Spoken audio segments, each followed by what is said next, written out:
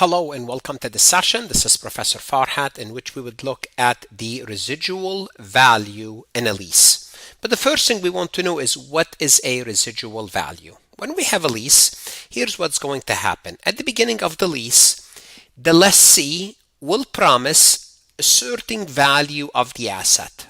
They would say, when we give you back the asset will be worth an X dollar amount of money. Think about when a person leases a car from a car dealer.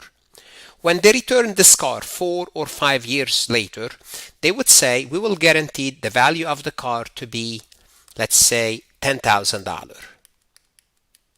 Now, they can promise and guarantee that promise that when they return the car, it will be $10,000. If it's less than $10,000, they will make up the difference. So as far as the dealer is guaranteed $10,000. Or they might make a promise, but they cannot guarantee the residual value. So they would say $10,000, but it's not guaranteed. When they return the car, it could be 12, it could be 8, it could be 10. It's not guaranteed. That's the difference between guaranteed and unguaranteed residual value. So the residual value is the estimated fair value of the lease asset at the end of the lease term. This is the amount that the lessor, the dealer, expect to recover from the asset after the lessee returns that car. Sometimes that value is guaranteed. Guaranteed means the dealer is guaranteed the $10,000 for the BMW. So if it's worth less, the lessee will make them whole. So if the asset falls short, the lessee pays the difference. Unguaranteed residual value, you got it. The lessee makes no such promise. If the asset is worth less than the expected residual value, the lessor, the dealer, bears that risk. So the lessor recovery is not certain. They don't know for sure whether they would get the $10,000 or not, but they will get something. They can estimate that something, but it's not guaranteed.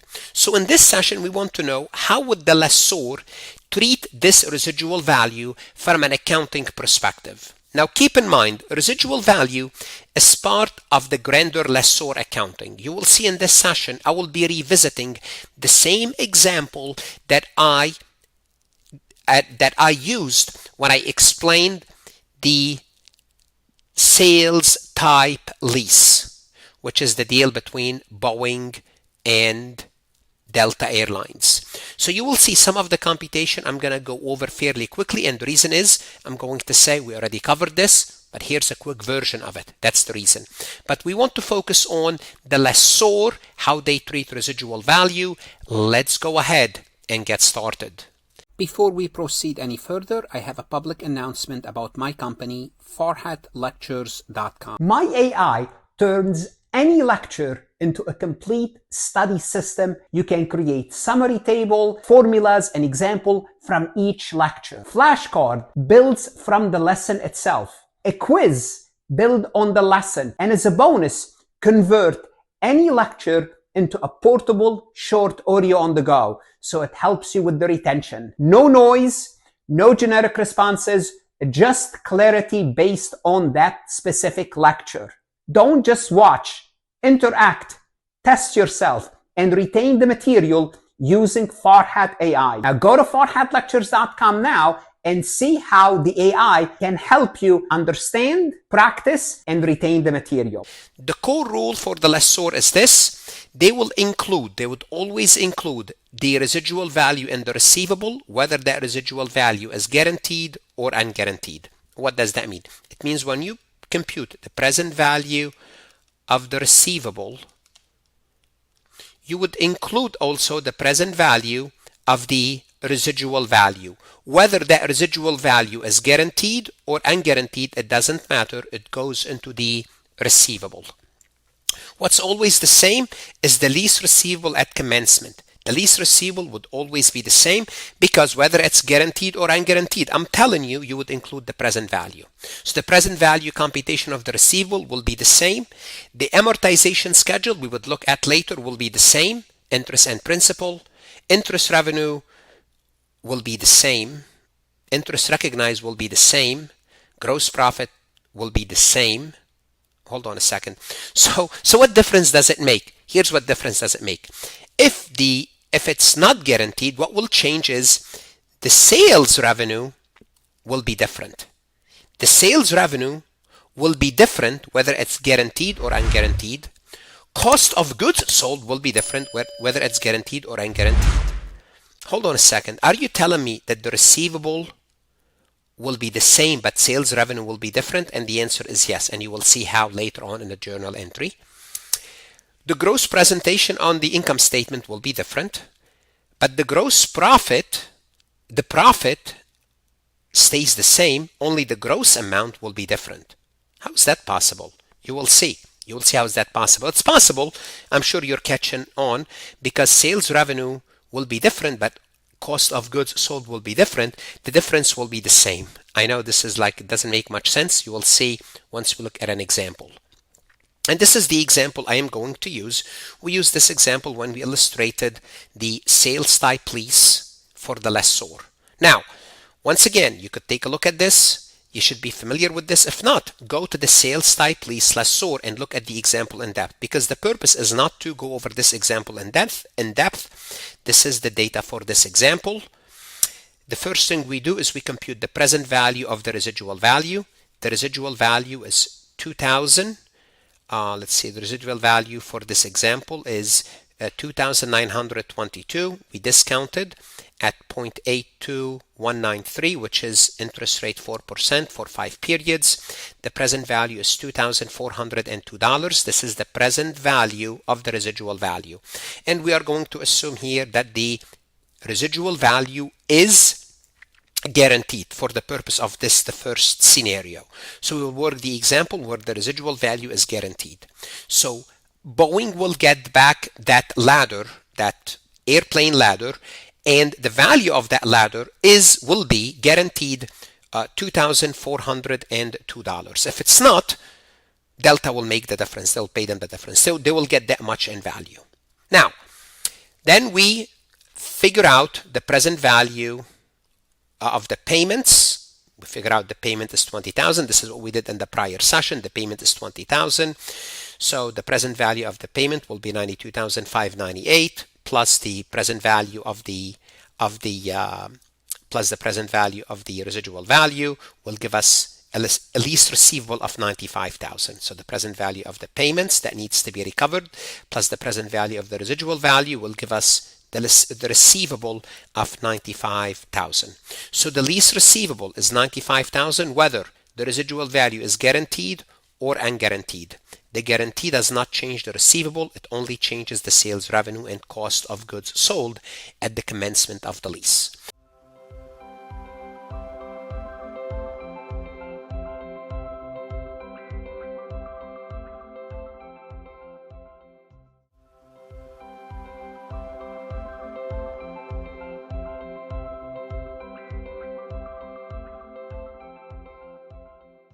So let's first book the guaranteed residual value.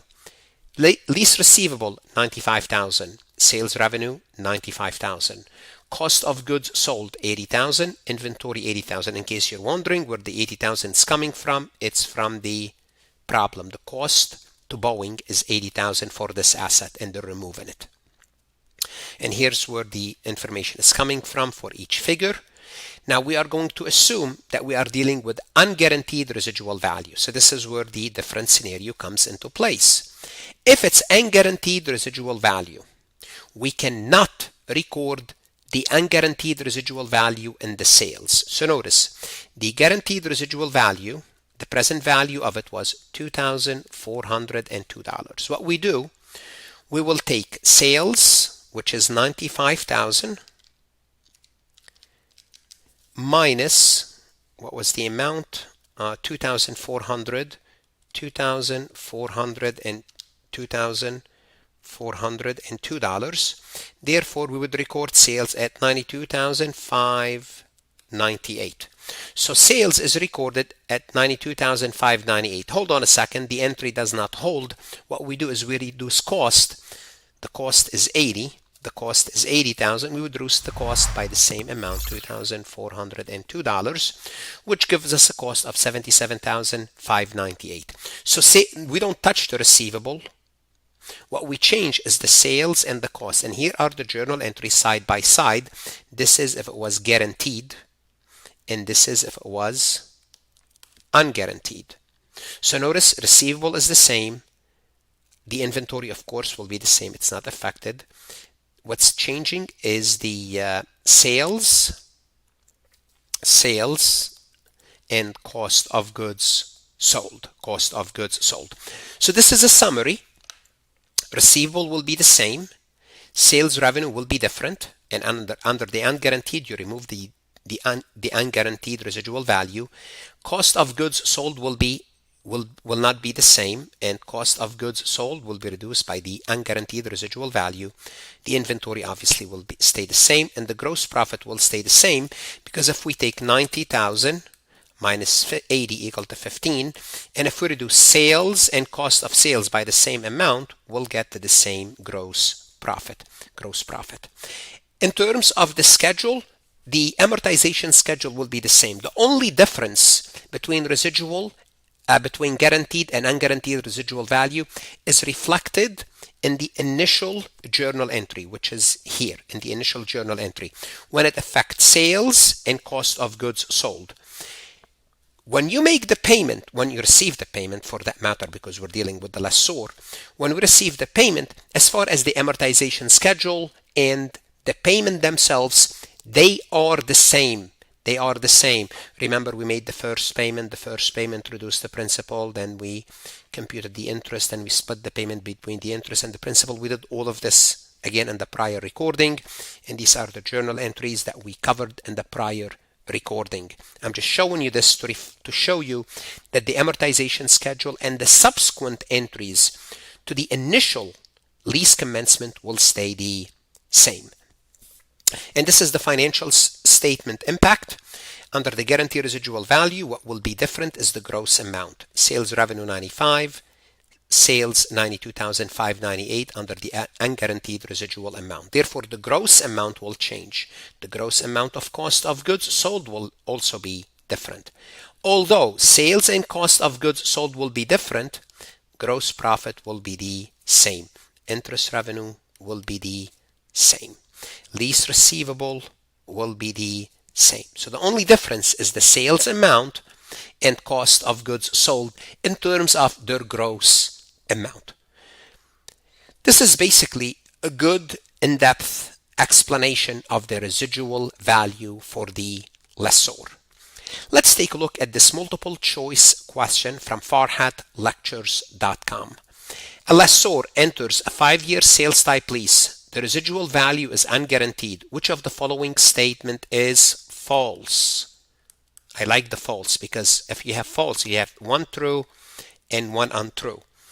If it's easier for you, start with the true statement and get them out of the way. Let's start with it, because there are 3 of them. The lease receivable include the present value of the residual value. Yes, that is true. Always the lease receivable would include the residual value, whether it's guaranteed or unguaranteed. A is out. Sales revenue is reduced by the present value of the unguaranteed residual value. That is true as well. When we compute the sales revenue for the unguaranteed residual value, we would reduce the sales revenue by that amount. B is out. The amortization schedule differs from the guaranteed residual value scenario. No, it does not. The amortization schedule comes subsequent to the initial recognition of the lease. The subsequent payment, whether the lease deal is guaranteed residual value or unguaranteed, those will stay the same. Therefore, C is incorrect, and C is the correct answer. It's the incorrect statement, but the correct answer. By process of elimination, D should be correct and not the correct answer. Correct statement, gross profit is the same as if the residual value were guaranteed. That's also correct. Now, if you're working this quiz on Farhat Lectures, you could ask the AI to explain the topic if you would like, to explain the correct and incorrect answers, create a similar MCQ to this one.